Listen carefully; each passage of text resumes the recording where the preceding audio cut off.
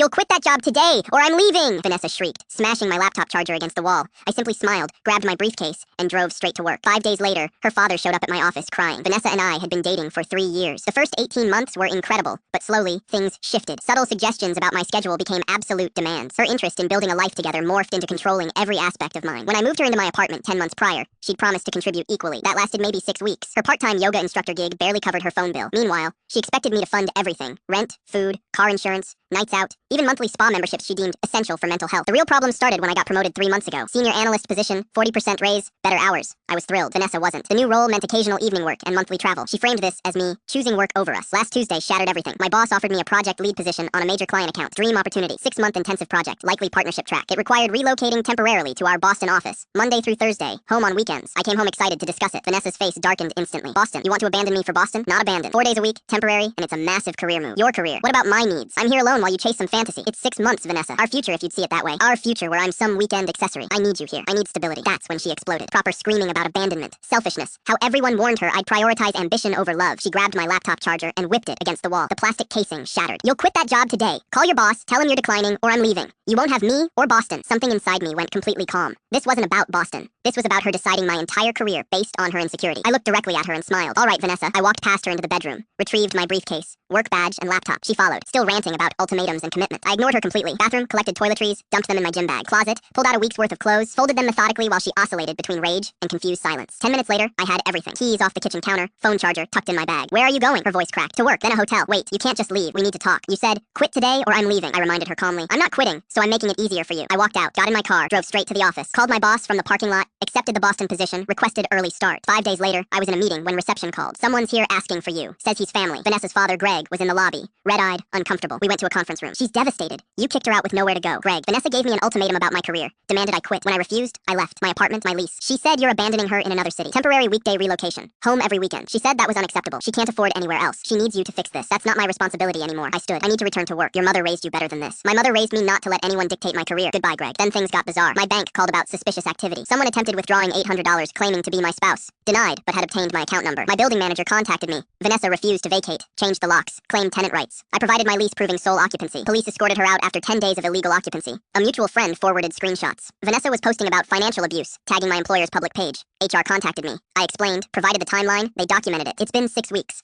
Vanessa's living in her parents' basement. Greg discovered she'd been fired from the yoga studio weeks before my promotion for unreliability. Never told me, just kept spending my money. Her spa memberships got charged to my old credit card she'd memorized. I disputed them. The spa pursued her for $600 in fraudulent charges. Vanessa attempted controlling my career and failed. Tried squatting in my apartment and failed. Tried smearing me publicly and failed.